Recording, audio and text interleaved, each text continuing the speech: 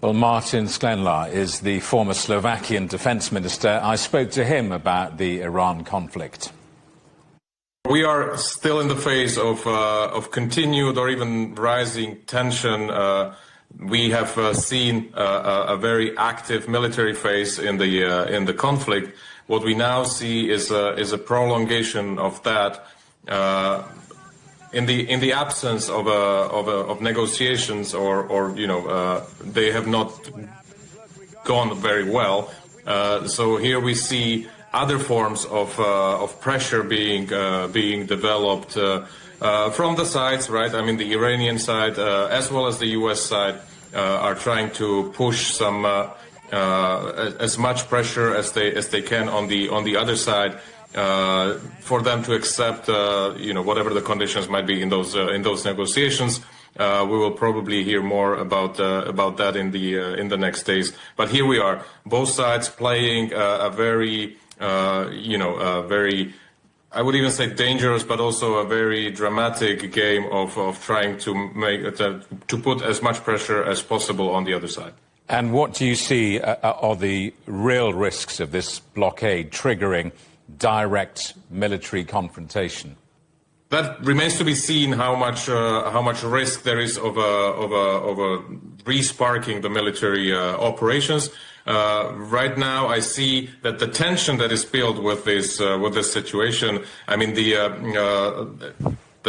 risk, the biggest risk is that any slight miscalculation or provocation or even an accident could spark what might become the next military phase of this conflict. Because in a time of tension, everything that happens, even if it's a small accident or episode, might have bigger repercussions.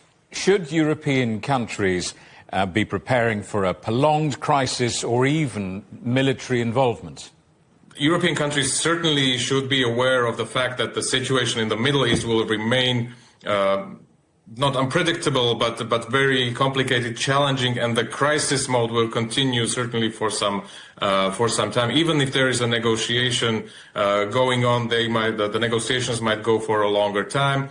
The outcome of the negotiations might not be clear to anybody. We have seen this with the ceasefire before, where the terms of the agreement have not been confirmed by both sides. So the Europeans should count on having a complication in the Middle East for rather a long time. This is on top of the more complex and more unpredictable world that the Europeans have to deal with the aggressive Russia and the less predictable positioning of the United States than what they were used to. So they certainly should be looking for how they want to make sure that they have an active role in dealing with this situation. And given that, what should policymakers in Europe be doing right now to mitigate those risks that you've outlined?